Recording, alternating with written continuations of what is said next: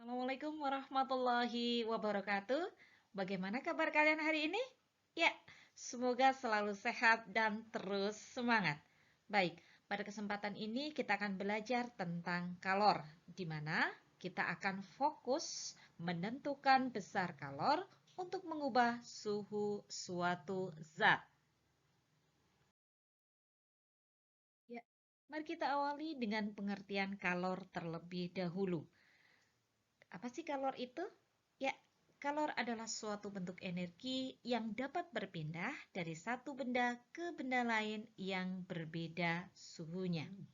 Suhu benda akan naik jika benda mendapatkan kalor, dan sebaliknya akan turun jika melepaskan kalor. Satuan kalor dalam SI adalah Joule, di mana dalam kehidupan sehari-hari sering dinyatakan dalam satuan kalori. Satu kalori menunjukkan jumlah energi panas yang dibutuhkan untuk menaikkan suhu 1 gram air hingga naik sebesar 1 derajat Celcius. Besar kalor untuk mengubah suhu suatu zat dipengaruhi oleh 3 faktor. Yang pertama adalah massa benda yang dituliskan dengan huruf M. Yang kedua adalah kalor jenis zat yang disimbolkan dengan C. Dan yang ketiga adalah perubahan suhu yang disimbolkan dengan delta T. Ada tanda segitiga ini kita sebut dengan istilah delta, sehingga perubahan suhu memiliki simbol delta T. Dari sini kita bisa merumuskan bahwa Q atau besarnya kalor itu sama dengan mc delta T. Q menunjukkan kalor dengan satuannya adalah Joule, M menunjukkan massa dengan satuannya adalah kilogram, C menunjukkan kalor jenis zat dengan satuannya adalah Joule per kilogram derajat Celcius, dan delta T menunjukkan perubahan suhu dengan satuannya adalah derajat Celcius.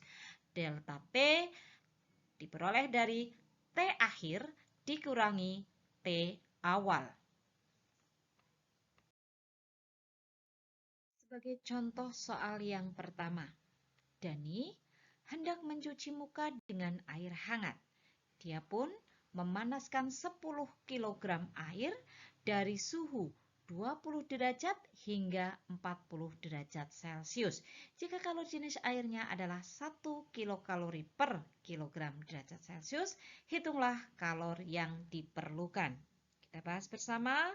Tuliskan terlebih dahulu apa saja yang diketahui dalam soal, yaitu massa. Kita tuliskan dengan M sama dengan 10 kg.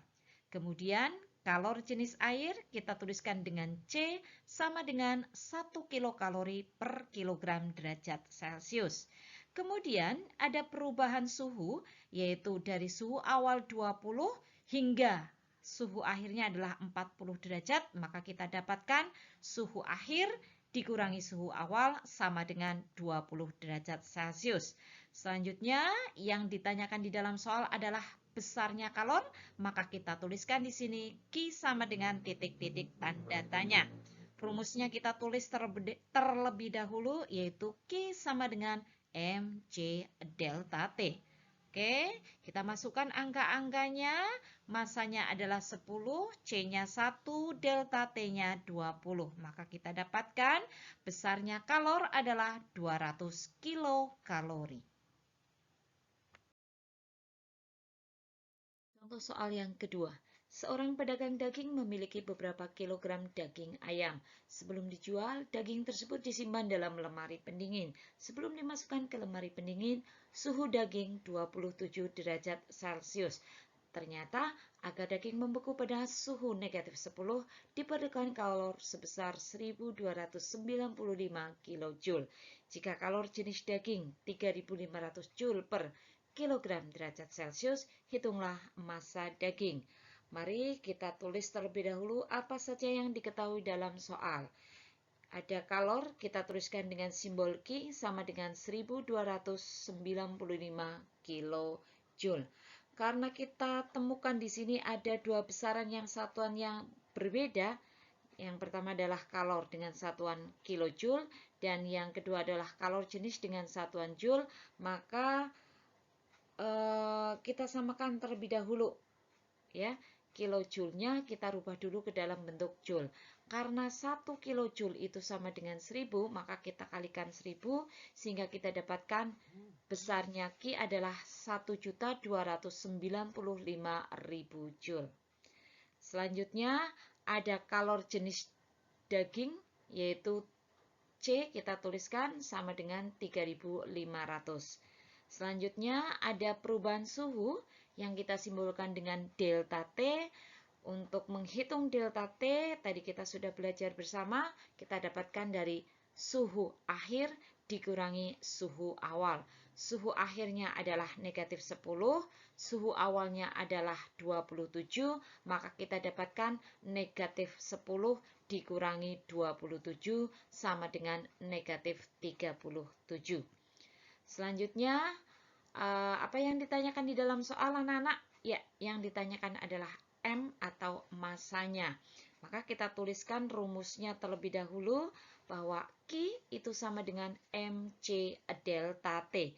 Yang ditanyakan di sini adalah M-nya, maka kita bisa membuat rumus segitiga bantuan seperti ini anak-anak. Ada Q dibagi M dikalikan C dikalikan delta T.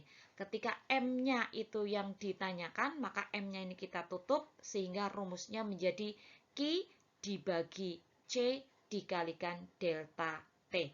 Ya, sebagai pengingat kita bahwa ketika atas bawah rumusnya itu dibagi, sedangkan ketika posisinya adalah samping kanan atau kiri, maka rumusnya itu dikalikan. Oke, kita tuliskan di sini M sama dengan Q dibagi C dikalikan delta T. Selanjutnya kita masukkan angkanya untuk Q sudah, kemudian dibagi C dikalikan delta T. Nah, kita lihat di sini anak-anak, ini angkanya lumayan besar, karena itu kita bisa menyederhanakan dengan cara membagi dengan bilangan yang sama. Atas bawah misalkan kita bagi dengan 100, maka 02-nya di atas ini bisa kita coret, kita hilangkan. Begitu juga dengan yang bawah, ini bisa kita hilangkan. Sehingga kita peroleh hitungan selanjutnya adalah 12.950. Kemudian karena ini nolnya sudah hilang ya, maka menjadi 12.950 dibagi dengan 37 kalikan 35, kita dapatkan 1295, sehingga massa dari daging tersebut kita peroleh 10 kg. Baik, sebagai evaluasi pada pembahasan kali ini, silahkan kalian kerjakan soal berikut. Oke, usai sudah pembahasan kita kali ini, semoga bermanfaat. Assalamualaikum warahmatullahi wabarakatuh.